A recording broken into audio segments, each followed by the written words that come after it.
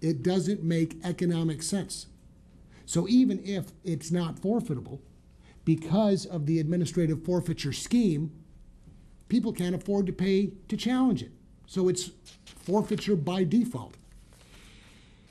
The burden should be on the government to commence a judicial forfeiture instead of the property owner to demand one. If the government wants this property, if the police officers have seized it and they want it forfeited administratively, there should be, it could, I know we're not supposed to suggest fixes, but just change the statute so that within 60 days, a county attorney has to file a demand for judicial determination of forfeiture instead of the property owner. And if the prosecutor doesn't do it, then it's returned. Then you've got the county attorney reviewing all the administrative forfeitures and then determining whether or not the police officer is correct that it is subject to forfeiture.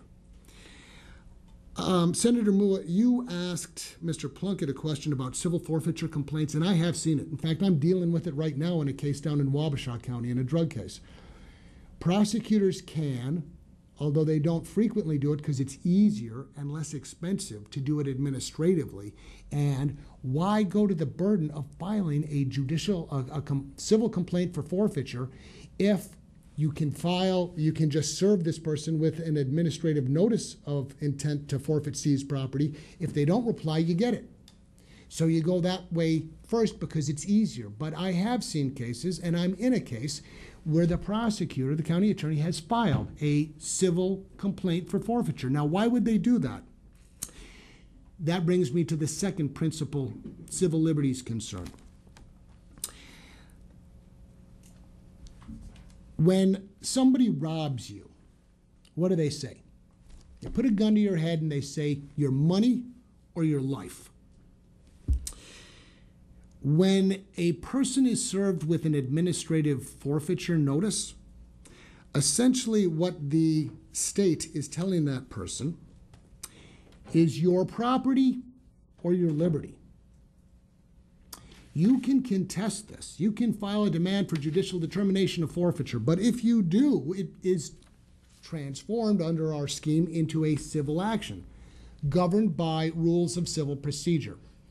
The rules of civil procedure, as Mr. Plunkett was telling you, permit civil discovery. They permit things like depositions, where you are sworn under oath to tell the truth in advance of a trial. They permit interrogatories, written questions that you have to answer under oath that can be used against you in a court of law. They permit requests for admissions. Do you admit that you possess this amount of marijuana or whatever that can be used against you in a court of law? That they can request production of documents that you could wind up in any of these ways incriminating yourself. When a prosecuting attorney files a civil complaint for forfeiture, or when a person converts an administrative forfeiture into a civil forfeiture proceeding by filing the demand, there is a constitutional dilemma that arises. Because when you litigate a civil forfeiture matter, when you defend it, and there is either a pending criminal investigation or pending criminal charges, you have to choose between your privilege against self-incrimination and your right to try to recapture your property. And I have on more than one occasion, and I have done it recently, advised people, how badly do you need this property? Which is more important to you? This big screen TV, this cash, this house, or your liberty? And that's the dilemma that can be created when a prosecutor files a civil forfeiture complaint. And I think it was Senator Latz who asked the question, and he referenced the parallel situation in implied consent proceedings, DUIs.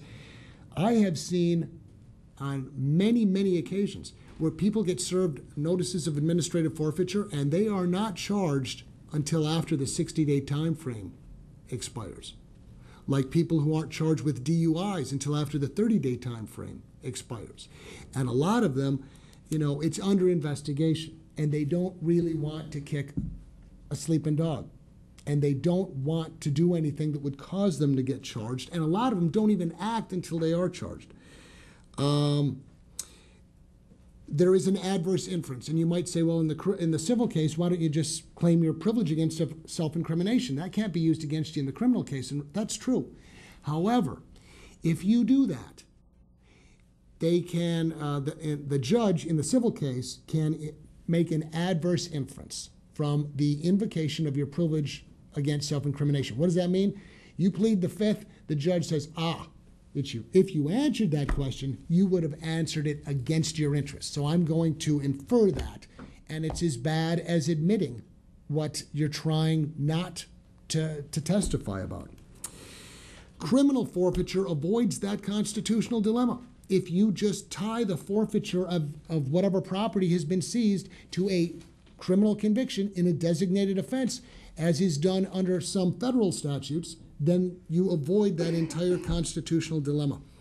Finally, Senator Mua, you had asked about the dollar amounts of controlled substances as it relates to vehicular and real property forfeitures. I can tell you it's artificially low. $25 is nothing. If you listen to law enforcement testimony, if you listen to the media, the press releases, the media conferences that they have after seizures of drugs, it's always, we seized, $40,000 of this and $1 million of this. It doesn't take very much to get to $25 worth of controlled substances.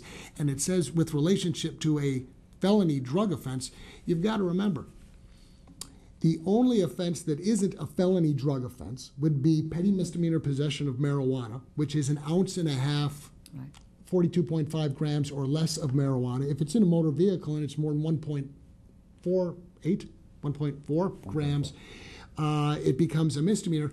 But if you intend to distribute it or you have sold any, even like a $5 bag, that's a felony. And so it doesn't take much to forfeit a motor vehicle in terms of the amount of the value of the controlled substance, and the same thing applies to $1,000 with. I mean, if you've got parents and they've got a kid, a teenager who's selling marijuana out of the basement, that's going to be $1,000 worth more than likely, and the house is subject to forfeiture. So that concludes my testimony. Senator Olson.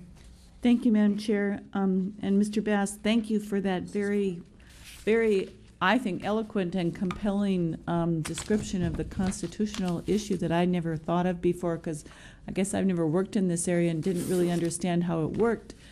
But to me, that raises a conflict between the testimony we heard earlier today, which I took to understand initially that these forfeiture proceedings were occurring after the criminal prosecution, and that there was this equitable wall dividing the two. Ethical. Equitable. Ethical.